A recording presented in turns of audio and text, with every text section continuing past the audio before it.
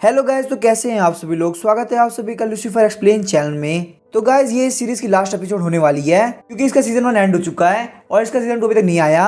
तो कल से चैनल के ऊपर एक नई सीरीज स्टार्ट होगी। उस सीरीज को भी आप लोग ऐसे ही प्यार और सपोर्ट देना। तो चलिए स्टार्ट करते हैं। लास्ट एपिसोड में अपन सभी ने देखा था प्रिंसिपल और पॉल सिक्योरिटी ब्यूरो चले गए होते हैं। उन लोग को जाता हुआ देख के गांव लोंगशन काफी गुस्सा हो गया होता है। पीटर टैनविंग बोले तुम्हें गुस्सा करने की जरूरत नहीं, फिर एक बात ध्यान रखना, पॉल को वापस लाने से पहले एविडेंस इकट्ठा कर लेना क्योंकि तुम्हें पता है उसके मास्टर डुआन चैन किलिंग काफी पावरफुल है। अगर हम लोग वापस से गलती करेंगे तो वो हमारा लास्ट डे होगा। गांव लोंगशन बोलता है पॉल तुम्हारी वजह से मेरी काफी बेइज्जती हो गई, मैं तुमसे इस चीज का बदला लेके रहूंगा। जहां तक मुझे पता है तुम मैन और उसकी मदद के काफी क्लोज हो, तो अगर मैं उनको नुकसान पहुंचाऊंगा इसका मतलब मैंने तुम्हें नुकसान पहुंचा दिया क्योंकि प्रिंसिपल ने यहाँ पे पॉल की काफी हेल्प करी। इसी वजह से हमेशा कंजूस रहने वाला पॉल उनको एक ट्रीट देता है। हम देखते हैं वो दोनों वहाँ पे ड्रिंक कर रहे होते हैं। 3 ड्रिंक पीने के बाद प्रिंसिपल बोलते हैं तुम्हारे यहाँ पे सील्ड डीमन किंगडम को बचाने की वजह से सारे लोग का ध्यान तुम्हारे पर चला गया। अब यहाँ पे मिलिट्री पक्का तुम्हें टारगेट करेगी। अगर तुम यहाँ पे कुछ भी करते हो तो तुम्हारे लिए काफी खतरनाक होगा। पॉल हंसते हुए बोलते हैं मुझे यहाँ पे मास्टर प्रोटेक्ट कर रहे हैं, मेरे सामने चाहे कोई भी आ जाए मुझे बिल्कुल भी डर नहीं लगता। प्रिंसिपल बोलते हैं मिलिट्री का इन्फ्लुएंस काफी बड़ा है, तुम्हें यहाँ पे हर बार प्रोटेक्ट करना काफी मुश्किल होगा। उससे भी ज्यादा जरूरी बात यह है कि मैं कल नॉर्थलैंड जा रहा हूँ। पॉल बोलते हैं वो तो काफी ठंडी जगह है, आखिर आप वहाँ पे क्यों जा रहे हैं। प्रिंसिपल बोलते हैं नॉर्थलैंड नेशन एक अलायंस बना रहा है ताकि वो फोर्सेस को ज्वाइन करके तुम्हारे सीनियर सिस्टर के चर्च को सप्रेस कर सके। अभी के टाइम तुम्हारे सीनियर सिस्टर के ऊपर काफी खतरा आ चुका है, हालांकि उसको सेट से बाहर निकाल दिया गया है लेकिन वो फिर भी मेरी डिसाइपल है, मैं उसको मुसीबत के अंदर नहीं छोड़ सकता। साथ ही प्रिंसिपल सिगरेट पी रहे होते हैं और काफी सीरियस होते हैं। पॉल बोलता है मास्टर आपने डिसाइपल की काफी केयर करते हैं, मुझे आपका डिसाइपल बनकर काफी खुशी हो रही है। तभी हम देखते हैं प्रिंसिपल पॉल के सर के ऊपर टपली मारते हैं। प्रिंसिपल बोलते हैं मक्खन लगाना बंद करो, मैं जब कल यहाँ चला जाऊंगा तो तुम्हें 3 चीजें करनी है। सबसे पहला ये कि तुम्हें अपने डेली ट्रेनिंग को कंटिन्यू करना है। सेकंड बात ये कि तुम्हें बहुत ही जल्दी बहुत ही पावरफुल घोस्ट का कॉन्टेक्ट करना होगा। जहां तक मुझे पता है तुम्हारी कॉन्टेक्ट लिमिट बाकी है। पॉल बोलते हैं हाँ मेरे पास कॉन्टेक्ट लिमिट है, तो आखिर आप क्या चाहते हैं, मैं कैसे घोस्ट का कॉन्टेक्ट करूं। प्रिंसिपल सिगरेट फूकते हुए बोलते हैं तुम्हें यहाँ पे घोस्ट कॉल के साथ कॉन्टेक्ट करना होगा। कुछ दिनों पहले मिलिट्री ने वास्ट वेव घोस्ट डोमेन पर अटैक कर दिया। अपने सारे साथियों को बचाने के चक्कर में घोस्ट कॉलर काफी इंजर्ड हो चुका है और वो यहाँ पे एरिस एकेडमी की ग्रेव के अंदर छुपा हुआ है। पॉल बोलता है घोस्ट कॉलर काफी पावरफुल है, वो बहुत ही जल्दी घोस्ट किंग लेवल पे पहुंच जाएगा, मैं सिर्फ एक सेकंड लेवल का घोस्ट मास्टर हूँ, आखिर मैं घोस्ट कॉलर का कॉन्टेक्ट कैसे कर पाऊंगा। प्रिंसिपल बोलता है कि मैं तुम्हें सजेस्ट कर रहा हूँ तो उसके पीछे पक्का कोई ना कोई रीजन होगा। घोस्ट कॉलर के पास एक काफी स्पेशल एबिलिटी है कि वो यहाँ पे 4 फिजिकल क्लोन बना सकता है। 4 क्लोन बनाने की वजह से उसकी कॉम्बैट स्ट्रेंथ काफी इंक्रीज हो जाती है, लेकिन अगर वो सारे क्लोन मारे जाते हैं तो उसकी कल्टिवेशन पे भी असर पड़ेगा। जहां तक मुझे पता चल पाया है मिलिट्री ने ऑलरेडी उसके 3 क्लोन को मार दिया है। पॉल बोलता है आपके कहने के हिसाब से 3 क्लोन मारे गए, इसका मतलब उसकी पावर सिर्फ 25% बाकी है, तो उसकी पावर यहाँ पे विक स्पीड लेवल के बराबर भी नहीं होगी। प्रिंसिपल बोले तुमने बिल्कुल सही कहा, ये तुम्हारे लिए काफी रेयर अपॉर्चुनिटी है। घोस्ट कॉलर की स्किल काफी पावरफुल है, वो तुम्हारे काफी काम आएगी। उसके साथ कांटेक्ट करने के साथ ही तुम्हारी कॉम्बैट एबिलिटी काफी अच्छी हो जाएगी। पॉल बोलता है ठीक है मैं ये काम पक्का से कर दूंगा, लेकिन आखिर वो तीसरी चीज क्या है जो मुझे करनी है। प्रिंसिपल काफी परेशान हो जाते हैं, बोलते हैं तीसरी चीज काफी इंपॉर्टेंट है। वो पॉल के काफी पास आते हुए बोलते हैं तुम्हें अपनी 9 सीनियर को काफी ध्यान रखना होगा, जब मैं यहाँ से निकल जाऊँ तो उसको बिल्कुल भी फॉरबिडन आर्ट्स के पास में जाने देना। ये बात सुन के पॉल काफी शॉक हो जाता है और सोच रहा होता है हुआन जिंग काफी प्यारी इंसान है, क्या उसको यहाँ फॉरबिडन आर्ट्स के अंदर काफी इंटरेस्ट है। प्रिंसिपल बोलते ये रिंग मेरे पास से लो, अगर तुम्हारे सामने ऐसी कोई दिक्कत आ जाए जिसको तुम हैंडल ना कर सको तो तुम्हें यहाँ पे 4 सीनियर के पास जाना होगा, जो कि तुम्हें यहाँ पे हाफ डैन ऑफ डीमंस नाम की जगह पे मिलेगी। हालांकि वो यहाँ पे सबसे ज्यादा रिलायबल नहीं है, लेकिन दूसरों के मुकाबले वो मेरी बात काफी मानती है। उसके पास जाके रोते हुए बोलना कि तुम उसके जूनियर हो और तुम्हें उसकी हेल्प चाहिए, तुम्हारे पास 30% चांस है कि वो तुम्हारी हेल्प कर देगी। पॉल बोलता है 30%, ये तो काफी कम है मास्टर, एक तरीके से आप मुझे गैम्बलिंग करने के लिए बोल रहे हैं। प्रिंसिपल बोलते हैं फालतू बात करना बंद करो, 30% उतना कम भी नहीं होता, किसी भी लॉटरी को जीतने के चांस से कई ज्यादा है। पॉल जब अपने रूम में वापस आता है तो वहाँ पे काफी रात हो गई होती है, वो वहाँ पे धीरे से गेट को खोलता है। पॉल देखता है कि लिटी फैटी और राव जी ऑलरेडी सो चुके हैं, लेकिन काफी अजीब बात तो ये थी कि पॉल के बेड के ऊपर काफी बड़ा बैग पड़ा हुआ था, उसके साथ में एक नोट भी था जिसके ऊपर लिखा था ये तुम्हारा शेयर है, और उस नोट के ऊपर वहाँ पे आवजी ने साइन किए होते हैं। पॉल बोलता है मेरा भाई आवजी काफी अच्छा इंसान है, जब यहाँ पे हेल्प करने की बारी आती है तो वो अपना 200% देता है, और जब यहाँ पे घोस्ट बीट को बांटने की बारी आती है तो वो शेयर को बिल्कुल बरोबर रखता है। उसके बाद हम देखते हैं पॉल बेड के ऊपर लेट जाता है और बोलता है आज के काम की वजह से मैं काफी थक गया, यहाँ तक कि आयरन मैन की भी लिमिट होती है, तो मुझे यहाँ पे काफी अच्छी नींद की जरूरत है। हम देखते हैं सुबह हो गई होती है और पॉल उठ गया होता है, घोस्ट बीट से भरा हुआ बैग वो अपने आगे रख लेता है। वो उन सारे घोस्ट बीट को एब्जॉर्ब करने वाला होता है ताकि वो अपने कॉन्टेक्ट लिमिट को बढ़ा सके, और यहाँ पे ये घोस्ट बीट इनफ थे जिसके अंदर घोस्ट मार्शल एक्टर और घोस्ट लेडी दोनों अपग्रेड हो जाए। सिस्टम बताता है कि घोस्ट मार्शल एक्टर ने घोस्ट बीट को एब्जॉर्ब कर लिया है, इसलिए ये यहाँ पे डायरेक्टली लो लेवल का एवरेज स्पीड बन चुका है। और वहीं घोस्ट मार्शल एक्टर ने अपनी थर्ड स्किल को भी एक्टिवेट कर लिया होता है, जिसका नाम होता है रेज। घोस्ट मार्शल एक्टर जब डैमेज ले रहा होता है तो उसकी क्रिटिकल हिट 60% इंक्रीज हो जाती है। वहीं हम देखते हैं घोस्ट लेडी भी एवरेज स्पीड पे पहुंच गई होती है और उसकी जो तीसरी स्किल होती है वो ना सिर्फ हील कर सकती है बल्कि वो यहाँ पे अपने साथियों की अटैक स्पीड को इंक्रीज कर सकती है। पॉल बोलता है ये दोनों घोस्ट काफी काम के हैं। जब ये लोग साथ में मिलकर फाइट कर रहे होते हैं तो इन लोग की अटैक पावर काफी बढ़ जाती है। उसके बाद हम देखते हैं पॉल वहाँ पे उन दोनों को वापस बुला लेता है। तभी हम देखते हैं कॉर्प्स चेजिंग घोस्ट बाहर निकलता है और काफी गुस्सा हो गया होता है। पॉल, तुम्हारी वजह से मैंने अपने सारे ज़ॉम्बी को अटैक करने के लिए लगा दिया। अब मेरे पास स्टॉक के अंदर काफी कम ज़ॉम्बी बाकी है। उन सारे ज़ॉम्बी को मैंने कम से कम 100 साल के अंदर इकट्ठा किया था। चेनसो घोस्ट बोलता है तुम उन पुराने से मीट को ट्रेजर बोलते हो। तुम्हारे ज़ॉम्बी की मीट इतने बेकार है कि इनको खाया भी नहीं जा सकता। अगर तुम पॉल से ऐसी बात करते रहोगे तो मैं तुम्हारी हालत खराब कर दूंगा। कॉर्प्स चेजिंग घोस्ट गुस्सा करते हुए बोलता है कमीना, आखिर तेरे कहने का मतलब क्या है? चेनसो घोस्ट बोलता है कॉर्प्स चेजिंग घोस्ट, मैं तुझसे सही से बात कर रहा हूँ, तू यहाँ पे काफी हवा के अंदर हो गया है। थोड़ी देर के अंदर हम देखते हैं उन दोनों के बीच में रेसलिंग स्टार्ट हो जाती है। बास्केटबॉल फीमेल घोस्ट और ब्लड रेड आई घोस्ट दोनों उन लोगों को चीयर कर रहे होते हैं। इस सीन को देख के पॉल काफी परेशान हो रहा होता है। वो बोलता है ज्यादा कॉन्टेंटेड घोस्ट होना काफी अच्छी बात है, लेकिन इतने सारे घोस्ट होने की वजह से ये लोग काफी शोर करते हैं। उसके बाद हम देखते हैं पॉल वहाँ पे चेनसो घोस्ट और कॉर्प्स चेजिंग घोस्ट दोनों के बीच में चला जाता है। पॉल बोलता है कॉर्प्स चेजिंग घोस्ट बिल्कुल भी टेंशन मत लो, जैसे यहाँ पे आउजी आएगा मैं उसका रेजर ले लूंगा। उसके बाद हम लोग एरिस एकेडमी ग्रेव के अंदर चलेंगे और तुम्हें जितने कॉर्प्स चाहिए उतने हम ले लेंगे। कॉर्प्स चेजिंग घोस्ट और चेनसो घोस्ट को शांत करने के बाद पॉल को ध्यान आता है कि उसने अपना होमवर्क कंप्लीट नहीं किया। उसके बाद हम देखते हैं पॉल अपना होमवर्क घोस्ट लेडी और बास्केटबॉल फीमेल घोस्ट को करने के लिए दे देता है। उन लोगों को काम पे लगाने के बाद पॉल आराम से फोन चला रहा होता है। अचानक से हम देखते हैं पॉल के फोन के ऊपर एक मैसेज आता है। पॉल देखता है मिलिट्री की तरफ से जो भी मेटल सिक्योरिटी ब्यूरो लेके जा रही थी उसको रास्ते के किसी ने लूट लिया है। उसके अंदर वहाँ पे इतने घोस्ट भीड़ थे कि उसकी वैल्यू कम से कम $10 मिलियन है। पॉल बोलता है ये काम पक्का से एंड का है, लेकिन सिर्फ वो तीनों लोग मिलके इतनी बड़ी चोरी कैसे कर सकते हैं। वहीं हम देखते हैं लिटी फैटी और राव जी अपनी अपनी क्लास खत्म करके रूम के अंदर आ गए होते हैं। लिटी फैटी बोलता है पॉल तो आखिरकार तुम उठ गए, ये बात तो पक्की है ना कि तुम दोपहर क्लास को स्किप नहीं करोगे? पॉल बोलता है मुझे यहाँ पे स्किप करने की जरूरत पड़ेगी, लेकिन सबसे पहले मुझे यहाँ पे होमवर्क को सबमिट करना है तो मुझे तुम्हारी हेल्प चाहिए। लिटिल फैटी बोलता है तुम्हारे घोस्ट काफी कमाल के हैं, तुम उनसे यहाँ पे अपना होमवर्क करा पा रहे हो। मेरा ट्रैश कैन घोस्ट किसी भी काम का नहीं है, वो यहाँ पे मेरा होमवर्क नहीं कर सकता। लिटिल फैटी को इतना परेशान देखे पॉल बोलता है अगर तुम्हें यहाँ पे ट्रैश कैन घोस्ट को लिखना सिखाना है तो वो तुम्हारा होमवर्क मुंह से भी लिख सकता है।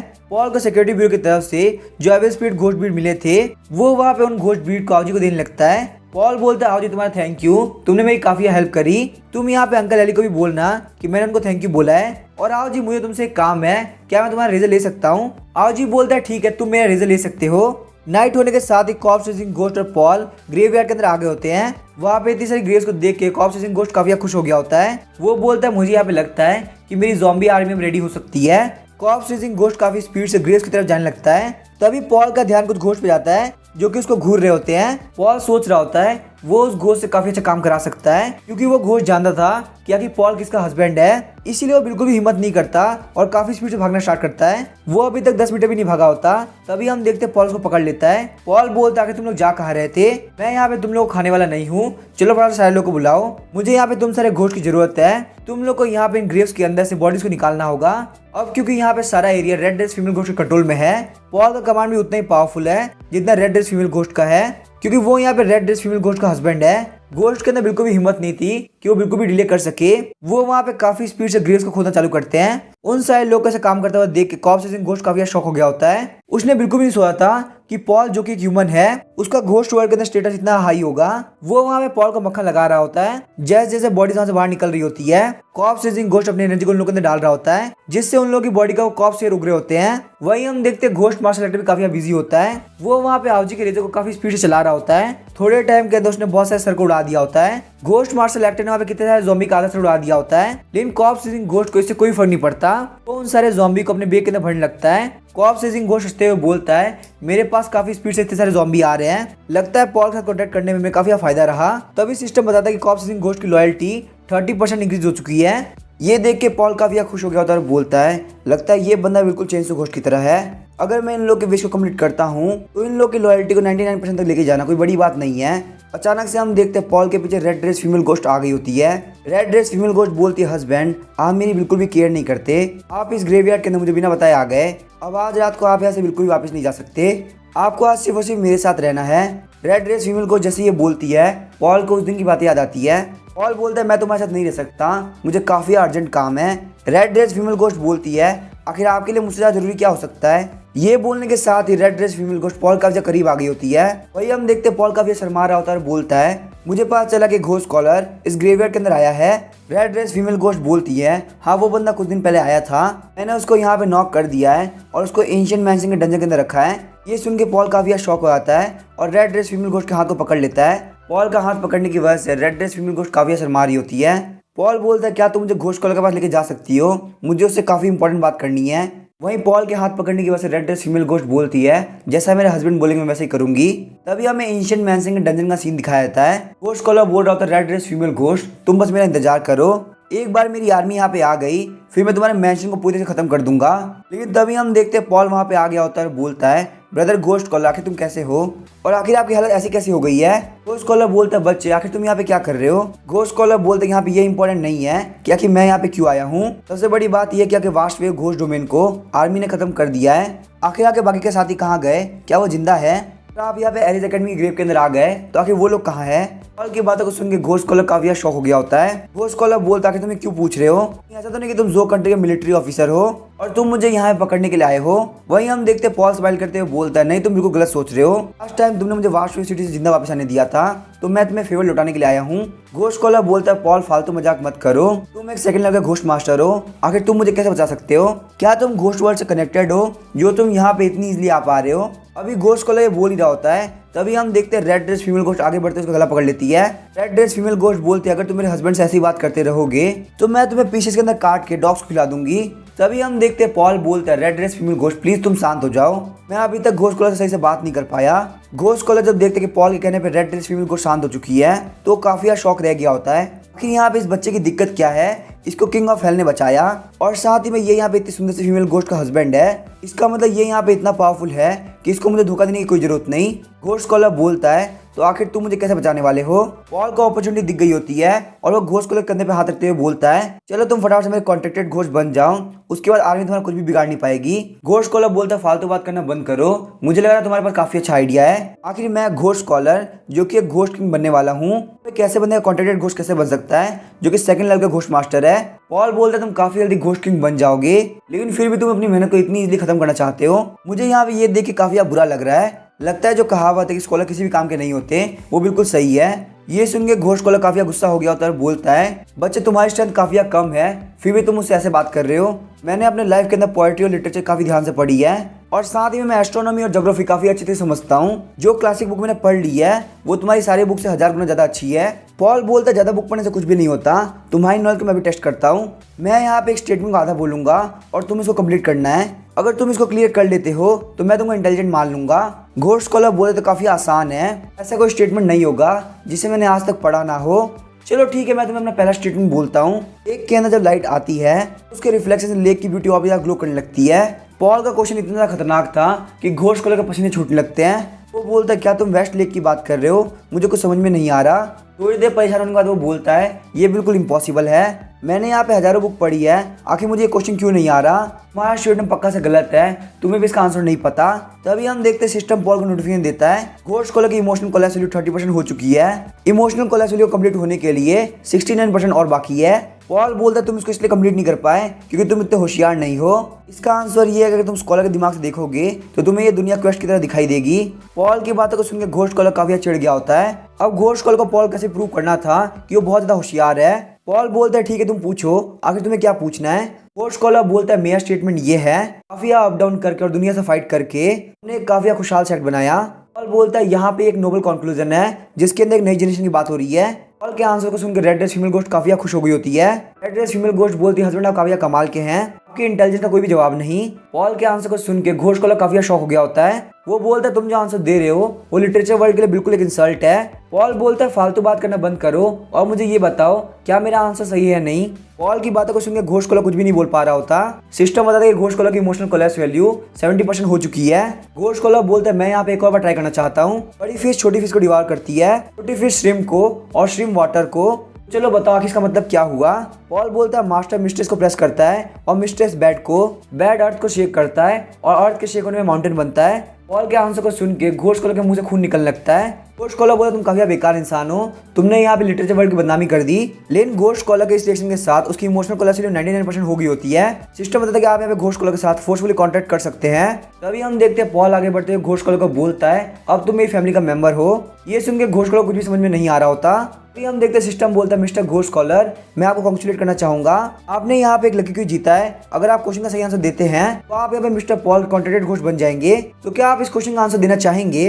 घोस्ट कॉलर बोलता है नहीं मुझे ये क्विज नहीं खेलना, मैं यहाँ पे गिव अप करता हूँ। सिस्टम बताता है कि आपका आंसर बिल्कुल सही था। सिस्टम यहाँ पे आपका कॉन्टेक्ट मिस्टर पॉल के साथ साइन कर रहा है। घोस्ट कॉलर बोलता है कि यहाँ पे हो क्या रहा है, ये कॉन्टेक्ट इस तरह से साइन कैसे हो सकता है। घोस्ट कॉलर काफी शौक होता ही है। तभी हम देखते हुए एक रेड कलर की मिस्ट के साथ चेंज हो आता है और पॉल के हाथ के ऊपर एक मार्क बन जाता है। पॉल बोलता है काफी कमाल की बात है, मेरे पास यहाँ पे घोस्ट कॉलर आ गया। रेड ड्रेस फीमेल घोस्ट बोलती है हस्बैंड काफी कमाल के हैं, अपने यहाँ पे सिर्फ बात करके इसको अपना कॉन्टेक्ट घोस्ट बना लिया। पॉल बोलता है घोस्ट कॉलर आखिर तुम्हें मेरी स्किल कैसे लगी? घोस्ट कॉलर जो कि बहुत जल्दी घोस्ट किंग बनने वाला था उसके अंदर अभी काफी प्राइड होती है। वो बोलता है बच्चा तुम्हारे पास अच्छी खासी स्किल है लेकिन तुम मेरे लायक नहीं हो। पॉल बोलता है कोई बात नहीं, मैं यहाँ पे काफी अपग्रेड करूंगा। पॉल बोलता है वैसे यहाँ पे वास्ट सिटी खत्म हो चुकी है, मैं यहाँ पे काफी मेहनत करते हुए तुम्हारे सारे साथी को बचाना होगा। ये बात सुन के घोस्ट कॉलर काफी शौक हो गया होता है। घोस्ट कॉलर बोलता है मैं यहाँ पर सिर्फ अपने साथी को सेफली आ पाया। एक्सप्लोडिंग घोस्ट और मास्करेड घोस्ट दोनों मेरे सामने ही मारे गए थे ताकि उन लोगों ने वहाँ पे 4 फीट लगे घोस्ट मास्टर को मार दिया था। सिक्योरिटी ब्यूरो वाले मेरे सारे साथी को पकड़ लिया, उनमें से जो भी हाई लेवल के घोस्ट होंगे उनको पावरफुल लोगों ने पास रख लेंगे। ऐसी बेकार जिंदगी जीने से अच्छा अगर वो लोग मर गए हो तो ज्यादा अच्छा रहता। अगर तुम यहाँ मेरे साथी को बचाने में हेल्प करते हो तो मैं तुमसे काफी लॉयल रहूंगा। पॉल बोला तुम बिल्कुल भी टेंशन मत लो, मैं तुम्हारे सारे साथी को सेफली लेके आ जाऊंगा। क्योंकि पॉल के पास बहुत सारे इमोशनल कोलैप्स पॉइंट थे इसीलिए उसने घोस्ट कॉलर के तीनों स्किल को एक्टिवेट कर दिया। हम देखते हैं घोस्ट कॉलर की बॉडी के अंदर काफी पावर जाने लगती है। घोस्ट कॉलर की फर्स्ट स्किल होती है नॉलेज। घोस्ट कॉलर अपने फैन को मूव करते हुए सारे नेगेटिव को अपने ऊपर से हटा सकता है। स्किल की वजह से घोस्ट कॉलर की स्पीड भी 30% इंक्रीज हो जाती है। घोस्ट कॉलर की सेकंड स्किल होती है बैक स्टैब। अगर इसका कोई भी एनिमी 20 मीटर के अंडर है तो वो उसके पीछे टेलीपोर्ट कर सकता है। इस तरीके से घोस्ट कॉलर का बैक अटैक का डैमेज 50% इंक्रीज हो जाता है। घोस्ट कॉलर की थर्ड स्किल का नाम है घोस्ट शैडो। घोस्ट कॉलर यहाँ पे अपने 2 फॉर्म क्रिएट कर सकता है और वो दोनों के दोनों फॉर्म बैक स्टेप स्किल को यूज कर सकते हैं। पॉल बोलता है कि काफी मजेदार स्किल है, इस सारी स्किल को मैं देख के बोल सकता हूँ कि घोस्ट कॉलर एक सुपर असिस्टेंट बनने के लायक है और मैं यहाँ पे बहुत इजीली किसी भी घोस्ट को हरा सकता हूँ। लगता है मास्टर ने मुझे बिल्कुल भी गलत नहीं बोला था। एड्रेस फीमेल घोस्ट बोलती है लगता है आपकी प्रॉब्लम सॉल्व हो गई, तो चलिए आप मेरे साथ एंशिएंट मैंशन में आज हम लोग साथ में रहेंगे।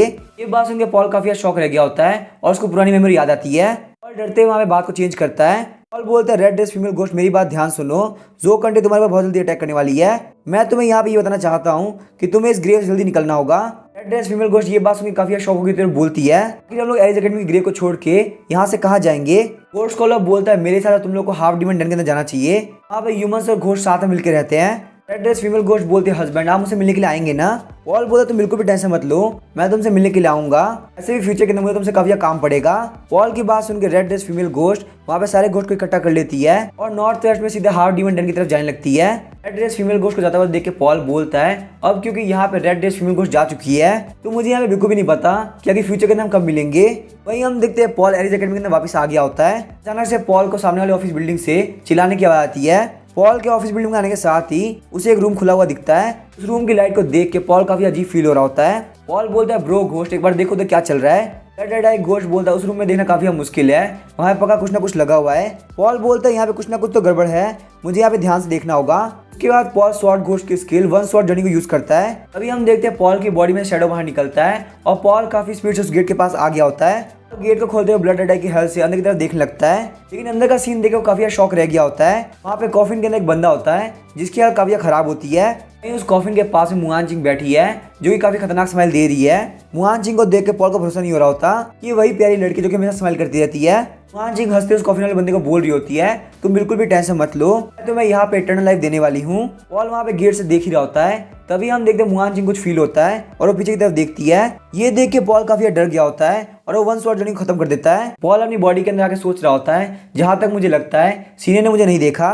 पॉल वहाँ पे डर के मारे लगातार गेट की तरफ ही देख रहा होता है। तभी हम देखते हैं मुआन चिंग उसके पीछे आ गई होती है और बोलती है मेरे प्यारे सीने आके तुमने क्या देखा। मुआन चिंग को देख के पॉल काफी डर गया होता है। तो विश्वास नहीं हो रहा होता कि मुआन जिंग अंदर बैठी थी और अब वो उसके सामने है। मुआन जिंग बोलती मुझे लगता है कि मेरा प्यार जूनियर भी इटर्नल लाइफ डिजर्व करता है। उसके बाद हम देखते हैं मुआन जिंग की जीप काफी बड़ी हो जाती है। वो अपनी जीप की हेल्प से पॉल गले को दबा देती है। इस वजह से पॉल अपने कॉन्ट्रैक्टेड घोस्ट को भी समझ नहीं कर पा रहा होता। मुआन जिंग बोलते जूनियर तुम बिल्कुल भी टेंशन मत लो, मैं तुम्हारे पर काफी आराम से जाऊंगी। पॉल वहां की दीवार को पकड़ लेता है ताकि वो अंदर ना जा पाए। पॉल बोलता है मैं आज तक इतने सारे खतरों से बचा हूँ, मैं यहाँ पे इतनी इजली नहीं फंस सकता।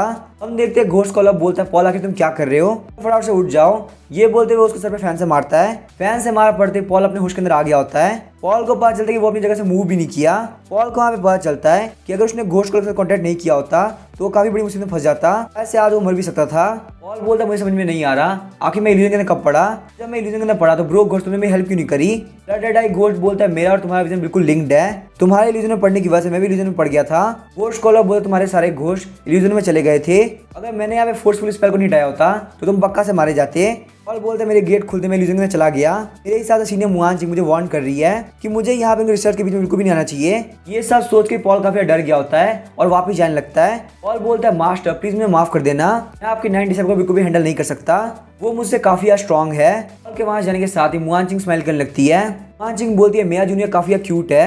वहीं हम देखते कॉफी वाला बंदा काफी कांप रहा होता है। उसी के पास में एक फोन पड़ा होता है जिसके ऊपर एक बंदे की फोटो होती है। फोटो वाला बंदा होता है विंड सिटी टावर के ओनर का बेटा जिसका नाम होता है चू फॉन्ग। तभी हमें नेक्स्ट डे एलिस एकेडमी की स्कूल बिल्डिंग का सीन दिखाया जाता है। सारे लोग वहाँ पे एक ही न्यूज के बारे में बात कर रहे होते हैं जो कि इंटरनेट के ऊपर काफी ट्रेंडिंग चल रही होती है।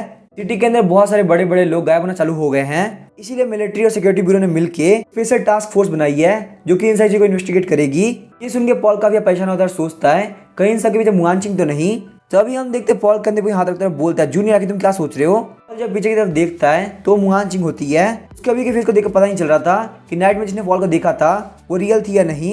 मुआन जिंग बोलती मैंने तुम लोग को बहुत बार बुलाया लेकिन तुम लोगों ने सुना ही नहीं, तुम लोग यहाँ पे किस बारे में बात कर रहे हो। पॉल बोलता है यहाँ पे कोई खास बात नहीं है, मैं बस यहाँ पे लिटिल फ्राइडे से ऑनलाइन की चीजों के बारे में बात कर रहा था। तभी हम देखते हैं पॉल के फोन के ऊपर एंडन का कॉल आता है। पॉल बोलता है मुझे यहाँ पे काफी अर्जेंट काम है, मैं यहाँ से जा रहा हूँ। एंडन बोले तुमने मुझसे कहा था कि मैं यहाँ पे पता करूँ फिर वास्ट सिटी का घोस्ट कहाँ पे है। पॉल बोलता है ठीक है मैं बस 2 मिनट के अंदर तुम्हारे पास आया। तभी हम देखते हैं पॉल रेस्टोरेंट पहुंच गया होता है लेकिन वो काफी लेट होता है। पॉल बोलता है प्लीज मुझे माफ करना, मुझे एक लेडी मिल गई थी और मैं उनको रास्ता क्रॉस करा रहा था इसीलिए मुझे काफी लेट हो गया। एंड बोलते क्या रोड क्रॉस करने में 1 घंटा लगता है। वो क्लीन बोलता है बॉस पॉल बिल्कुल झूठ बोल रहा है, इस एकेडमी के रास्ते में एक शो चल रहा है, शायद से वही देख रहा होगा। एंड बोलते तुम यहाँ पे शो देखने के लिए इतने लेट हो गए। पॉल बोलता है मैंने बस कुछ देख के लिए देखा क्योंकि मुझे नहीं पता कि वहाँ क्या चल रहा था। एंड अपने बैग से एक थैली बाहर निकालती है और बोलती है मैं तुम्हारे लिए ये सब लेके आ रही हूँ ताकि तुम अपनी कल्टिवेशन को और ज्यादा इंक्रीज कर सको, तुम यहाँ पे ये सारे फालतू काम कर रहे हो। उसके बाद वो हमें बहुत सारे घोस्ट भी टेबल के ऊपर रख देती है। पॉल बोलता है क्या तुमने यहाँ पे ये सब सिक्योरिटी भी चुराया है। एंड बोलती है अब मेरे ब्लैक कैमल गैंग के अंदर 15 लोग हो गए हैं, तुम्हें यहाँ पे जो इन्फॉर्मेशन चाहिए थी वो भी उन्हीं लोगों ने इकट्ठा करी है। मैं तुम्हें बताती हूँ, एक हफ्ते पहले सिक्योरिटी ब्यूरो के अंदर एक ऑक्शन हुआ था। उस ऑक्शन के अंदर क्लियरविंड टाग जो चू फैमिली है उन्होंने यहाँ पे 11 हाई लेवल के विक स्पीड घोस्ट को खरीदा और वहीं उन लोगों ने 2 एविल घोस्ट को भी पकड़ा। उनमें से एक थी फ्रोजन डेथ घोस्ट और दूसरा था गैम्बलिंग घोस्ट। यहाँ पे र्यूमर ये कहते हैं कि अगर आप क्लियरविंड टावर ज्वाइन करते हो तो आपको उन हाई रैंक के घोस्ट से कॉन्टेक्ट करने का मौका मिलेगा। पॉल बोलता है क्लियर विंड टावर, ये मुझे सुना सुना सा लग रहा है। एंड टेबल के ऊपर फोटो रखते हुए बोलती है क्लियर विंड टावर जो कंट्री की सेकंड लार्जेस्ट असैसिन ऑर्गेनाइजेशन है और जो 13th फ्लोर है उनका मेन काम असैसिनेशन का ही है। 13th फ्लोर के जो चीफ है चू लियन, उनको किसी ने मार दिया है और वहीं उनका बेटा चू फॉन्ग काफी दिनों से मिसिंग है। और सोच रहा था चू फॉन्ग, हाँ मुझे याद आया, सीनियर मुआन जिंग अपनी रिसर्च को चू फॉन्ग के ऊपर कर रही थी। ये बात यहाँ पे किसी को पता नहीं चलनी चाहिए क्योंकि यहाँ पे क्लियर विंड टावर के पास कोई भी हेड नहीं है, इसलिए जो वहाँ के सेकंड इन कमांड है लू फेंगन और वहीं थर्ड इन कमांड चैंडा दोनों पावर के लिए कम्पीट कर रहे हैं, तो इसीलिए अभी तक उन घोस्ट का किसी ने भी कांटेक्ट नहीं किया। तो वहीं जो लू फेंगन है उसने पर्सनली स्मोक घोस्ट को खरीदा ताकि वो अपने बेटे लू चैंगन को उसको दे सके। हमारे स्पाई को यहाँ पे एक और खतरनाक न्यूज मिली है, चैंडा और लू फेंग की वाइफ का अफेयर चल रहा है और यहाँ पे काफी चांसेस तो ये है कि लू फेंगन का बेटा उसका नहीं बल्कि चैंगडा का है क्योंकि वो उससे काफी सिमिलर दिखता है। पॉल बोलता है लू फेंगन जो कि अपने बेटे के लिए गिफ्ट खरीद रहा है उसको यहाँ पे बिल्कुल भी नहीं पता कि उसका बेटा उसका है ही नहीं। अगर हम ये सारे फोटोज को भेज देते हैं तो उसको पता चल जाएगा कि ये बेटा उसका नहीं है, तो वो अपने पैसे को ऐसे वेस्ट नहीं करेगा। उसके बाद हम वहाँ पे हाई प्राइस देते हुए स्मोक घोस्ट को खरीद लेंगे, इस तरीके से हमें वहाँ पे कोई फाइट नहीं करनी पड़ेगी। कुकलिन बोलते ये आइडिया काफी अच्छा है, मैं अभी ये सारे फोटो लू फेंगन को भेज देता हूँ। वही हम देखते हैं एंड वाटर टावर के ऊपर आ गई होती है। वाटर टावर वहाँ पे डैंग होटल के बिल्कुल सामने होता है। वो के लिए बताता है कि लू फेंगन होटल के अंदर जा रहा है ताकि वो वहाँ पे उन लोगों को पकड़ सके। एंड ये बात पॉल को बता देती है और बोलते हैं सच में वहाँ पे काफी मजा आने वाला है। वही हम देखते हैं लू फेंगन 5 मिनट बाद होटल के अंदर आ गया होता है, तो वहाँ पे चुपके से बैक डोर पे जाता है ताकि किसी को पता न चले। वो वहाँ पे काफी स्पीड से फोर्थ फ्लोर की बालकनी में पहुंच गया होता है। अंदर जो कपल होते हैं वो अपना काम काफी ध्यान से कर रहे होते हैं। लू फेंगन अंदर सब कुछ ध्यान से देख रहा होता है। पॉल बोलता है कि लू फेंगन कुछ कर क्यों नहीं रहा। उसकी वाइफ यहाँ पे किसी के साथ लगी हुई है और वो यहाँ पे 10 मिनट से देखे जा रहा है। ऐसा तो नहीं कि इसको देखने में काफी मजा आता है। पॉल की बातों को सुनकर एंडन काफी शौक हो जाती है और पॉल की तरफ देखने लगती है। उसके बाद हम देखते हैं लू फेंगन नीचे उतरते हुए अंधेरे के अंदर चला जाता है। पॉल बोलता है वो यहाँ पे ऐसे ही जा रहा है, क्या वो सच में एक मैन है। तभी हम देखते हैं पॉल बोलते हैं यहाँ पे 1 मिनट रुको, यहाँ पे कुछ ना कुछ तो गड़बड़ है। जैसे ही लू फेंगन वहाँ पे अंधेरे से बाहर आता है तो उसने एक मास्क पहन रखा होता है। वो मास्क नॉर्मली असैसिन यूज करते हैं। पॉल बोलता है क्या इसने यहाँ पे मास्क उन लोगों को मारने के लिए पहना है, लेकिन वो उन लोगों को ऐसे ही मार सकता था, आखिर इसमें क्या दिक्कत थी। लेकिन वहाँ पे काफी अजीब बात थी, अंदर जाने की बजाय वो काफी स्पीड से सामने की तरफ जाने लगता है। ये बात सुन के एंडन काफी शौकाती बोलती है यहाँ पे कुछ ना कुछ तो गड़बड़ है, लगता है यहाँ पे लू फेंगन का टारगेट कोई और है। एंडन नाइटमेयर घोस्ट को समन करती है और वो लोग वहाँ पे उसको पीछे करने लगते हैं। लू फेंगन काफी स्पीड से भाग रहा होता है। तभी हम देखते हैं पॉल बोलता है एक बार की एजिलिटी देखो, ये एक टॉप लेवल का असैसिन है। 10 मिनट बाद हम देखते हैं लू फेंगन विला पे आ गया होता है। वो वहाँ पे सेकंड फ्लोर पे चला गया होता है। एंडन बोलती क्या ये चेंडा का विला है, कहीं ऐसा तो नहीं कि लू फेंगन ये सोच रहा हो वो यहाँ पे चेंडा का बदला उसकी वाइफ से लेगा। पॉल अपना फोन बाहर निकालता है और उस चीज को रिकॉर्ड करना स्टार्ट कर देता है। अंदर की तरफ हम देखते हैं लू फेंगन एक बंदे से इंटरोगेशन करता है और उसके बाद उस बंदे को मार देता है। एंडन बोलती मुझे पता चल गया कि ये यहाँ पे किसका विला है, ये है जोहान पिंग का विला जो कि सिक्योरिटी ब्यूरो के कॉर्ड डिप्टी डायरेक्टर है। पॉल बोलता है आखिर यहाँ पे क्या हो रहा है, फिर लू फेंगन को यहाँ पे सिक्योरिटी ब्यूरो से क्या करना है। क्लियर विंड टावर और सिक्योरिटी ब्यूरो दोनों ही हमेशा से अच्छे टर्म्स में रहे हैं। इसको यहाँ पे देख के लग रहा है कि ये कोई मिशन नहीं है बल्कि पर्सनल रिवेंज है। वहीं हम देखते हैं लू फेंगन उस विला से बाहर निकलता है और एक और जगह जाने लगता है। पॉल बोलता है लगता है लू फेंगन यहाँ पे बहुत सारे लोगों को मारने वाला है। यहाँ पे काफी अजीब बात तो ये थी कि पूरी रात के अंदर सिक्योरिटी ब्यूरो के 5 लोगों को लू फेंगन ने मार दिया। उनमें से एक घोस्ट मैनिपुलेशन ग्रुप का लीडर था, स्नो फिनिक्स एकेडमी का लेक्चरर था। तभी हम देखते हैं 5 बज गए होते हैं। लू फेंगन काफी थक जाता है, अपने मास्क को कचरे के अंदर फेंक के विला के अंदर एंटर कर जाता है। ये सब देख के एंडन और पॉल काफी शॉक हो गए होते हैं। पॉल बोलता है अगर यहाँ पे अपने गुस्सा शांत करने के लिए इन लोग को मार रहा है तो भी ये लोग यहाँ पे काफी हाई प्रोफाइल है, इन लोग को मारने की वजह से काफी दिक्कत होने वाली है। पॉल बोलते हैं यहाँ पे मैं नहीं पता कि क्या होने वाला है, हम लोग को डायरेक्टली लू फेंगन से बात करनी होगी कि वो हमें स्मोक घोस्ट दे दे। एंडन और पॉल सीधे लू फेंगन के विला पे जाते हैं। भले लू फेंगन कितना पावरफुल असैसिन क्यों ना हो, लेकिन वो सिर्फ यहाँ पे घोस्ट मास्टर के लेवल 4 पे है, क्योंकि एंडन और पॉल के लिए बिल्कुल बड़ा खतरा नहीं है। जैसे ही वो लोग वहाँ पे डोर बेल बजाते हैं, लू फेंगन की वाइफ सुआजी में गेट खोलती है। पॉल बोलता है हेलो, हम लोग यहाँ मिस्टर लू से बात करने के लिए आए हैं। सुआजी में बोले तुम लोग अंदर आ सकते हो, मैं उनको बुलाती हूँ। एंडन बोलते सुआजी में काफी शांत लग रही है, लगता है लू फेंगन ने अभी तक उसको कन्फ्रंट नहीं किया। सुआजी में बोलती है हस्बैंड आपसे मिलने के लिए कोई आया है। हम देखते हैं जैसे लू फेंगन नीचे आता है, सुआजी में इसको किस करती है। सुआजी में बोलती है आपने भी टास्क को कंप्लीट किया है, काफी थके हुए होंगे, बात करते ही प्लीज आराम कर लीजिएगा। लू फेंगन स्माइल करते हुए बोलता है ठीक है मैं ऐसे ही करूंगा। लेकिन जैसे उसकी वाइफ जाती है वो काफी सीरियस हो जाता है, वो काफी गंदा फेस बनाते हुए अपने गाल को साफ करता है। पॉल बोलता है मिस्टर लू आप सच में एक टॉप टायर के असैसिन है। अंदर से का मूड काफी खराब है, फिर भी आप इतने शांत खड़े हैं। लू फेंगन बोलता आखिर तुम हो कौन और आखिर तुम किस बारे में बात कर रहे हो। पॉल बोलता है मिस्टर लू बिल्कुल भी टेंशन मत कीजिए, मुझे आपके फैमिली मैटर से कुछ भी लेने देना नहीं है। हम यहाँ पे एक सिंपल से ट्रांजेक्शन करने के लिए आए हैं। जिस स्मोक घोस्ट को आपने ऑक्शन के अंदर खरीदा है हम उसको खरीदना चाहते हैं, आप बिल्कुल भी टेंशन मत कीजिए, हम आपको काफी अच्छी प्राइस देंगे। लू फेंगन बोलता है प्लीज मुझे माफ करना, वो मेरे बेटे का बर्थडे गिफ्ट है। पॉल बोलता है क्या आप श्योर हैं कि वो आपका बेटा है। लू फेंगन बोलता है कि तुम क्या फालतू बात कर रहे हो। पॉल बोलता है क्लियरली पता है कि मैं यहाँ पे क्या बोल रहा हूँ, आखिर इतने प्रीशियस गिफ्ट को ऐसे बच्चे को देने का क्या मतलब जो कि आपका है ही नहीं। सबसे अच्छी बात ये रहेगी कि आप उसे हमें बेच दे और काफी सारा पैसा कमाए। पॉल की बातों को सुनकर लू फेंगन काफी गुस्सा हो गया होता है। लू फेंगन का जो मैन का प्राइड होता है वो काफी टूट चुका था, वो काफी गुस्सा करते हुए बोलता है भले मैं बर्थडे गिफ्ट अपने बेटे को ना दूं, लेकिन मैं यहाँ पे स्मोक घोस्ट को तुमको नहीं बेचूंगा, चलो फटाफट से मेरे घर से बाहर निकल जाओ। ये बोलते हुए लू फेंगन पॉल को पंच मारने के लिए आगे बढ़ता है। पॉल उसका हाथ पकड़ लेता है और बोलता है मैं जानता तुम काफी अच्छे असैसिन हो और तुमने यहाँ पे कल रात को 7 हाई प्रोफाइल लोगों को मार दिया, क्या तुमने उन लोगों को अपना गुस्सा खत्म करने के लिए मारा। लू फेंगन अपने हाथ को छुड़ाते हुए बोलता है तो तुम्हें सब कुछ पता है। लू फेंगन बोलता है अगर तुम्हें पता भी है तो तुम मेरा कुछ भी नहीं बिगाड़ सकते, मैंने उन 7 लोगों को मार के चेंगडा का एविडेंस वहाँ पे रख दिया है, अगर तुम सिक्योरिटी ब्यूरो के पास भी जाओगे तो भी तुम्हारी बात का भरोसा नहीं करेगी। एंडन और पॉल बोलते हैं आप काफी होशियार इंसान है, तो आखिर आप यहाँ पे फालतू काम क्यों कर रहे हैं, बहुत इजीली चेंगडा को अपने हाथ से मार सकते थे। लू फेंगन बोलता है इसे तुम्हारा कोई लेन देना नहीं है। पॉल अपने फोन को बाहर निकालते हुए बोलता है एक बार ये देखिए, अगर मैं यहाँ पे इस रिकॉर्डिंग और सिक्योरिटी ब्यूरो को दिखाता हूँ तो भी क्या वो भरोसा नहीं करेगी। उस वीडियो को देख के लू फेंगन काफी शॉक रह गया होता है। उसके बाद वो पॉल से हंसते हुए बोलता है ब्रदर अगर तुम्हारे पास ये सब था तो तुम्हें पहले ही दिखा देना चाहिए था, अगर तुम्हारे पास ये सारे एविडेंस है तो मैं तुम्हें स्मोक घोस्ट के लिए चार्ज नहीं कर सकता। पॉल बोलता है 1 मिनट रुको, मुझे सिर्फ स्मोक घोस्ट नहीं चाहिए, gambling ghost, frozen death ghost, बाकी के 11 विक्ट स्पीड घोस्ट भी चाहिए। लू फेंगन बोलता है तुम मुझे यहाँ पे धमकी दे रहे हो, अगर तुम यहाँ पे इस वीडियो सिक्योरिटी ब्यूरो को दिखा देते हो तो वो लोग भरोसा नहीं करने वाले कि यहाँ पे इस वीडियो के अंदर मैं हूँ। ये वीडियो बहुत ज्यादा दूर से ली गई है, इसके अंदर बिल्कुल पता नहीं चल रहा कि वो बंदा मैं हूँ। हाँ, लेकिन इससे ये बात पता चल रही है कि वो बंदा चैंगडा नहीं है। इससे ज्यादा मेरा प्लान खराब होगा और कुछ भी नहीं। पॉल भी जानता था कि इस वीडियो से कुछ भी प्रूव नहीं होने वाला, तो यहाँ पे और एविडेंस की जरूरत पड़ेगी। पॉल बोलता है मैं तो सिर्फ मजाक कर रहा था, मैं इस वीडियो को भी डिलीट कर दूंगा, आपको बस मुझे यहाँ पे स्मोक घोस्ट देना है। पॉल स्मोक घोस्ट को लेके वहां जा रहा होता है, तभी हम देखते हैं लू फेंगन पॉल को बोलता है तुम एक चीज के अंदर मेरी हेल्प करते हो तो मैं तुम्हें सारे घोस्ट दे दूंगा।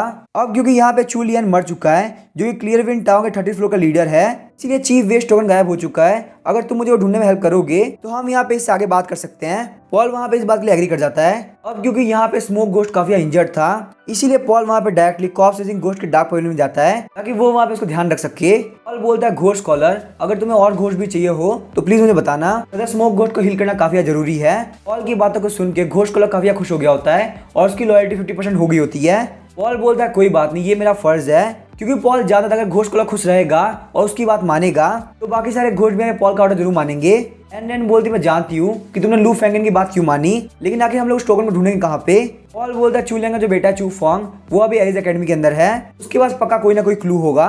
एंड बोलती है क्या चू फोंग एरिस एकेडमी के अंदर है, ये तो काफी कमाल की बात है। उसके बाद हम देखते हैं पॉल वहाँ पे घोस्ट कॉलर को बुला लेता है। उसके बाद हम देखते हैं पॉल वहाँ पे एंडन के साथ एरिस एकेडमी जाने लगता है। पॉल बोलता है अभी यहाँ पे दिन है, मुआन जिंग पक्का सारे को पढ़ा रही होगी, तो मैं यहाँ पे बहुत इजीली चू फोंग के पास जा सकता हूँ। एंडन और पॉल जैसे ही उस जगह पहुंचते हैं, वो लोग देखते हैं सनलाइट होने के बावजूद वो जगह काफी ठंडी है।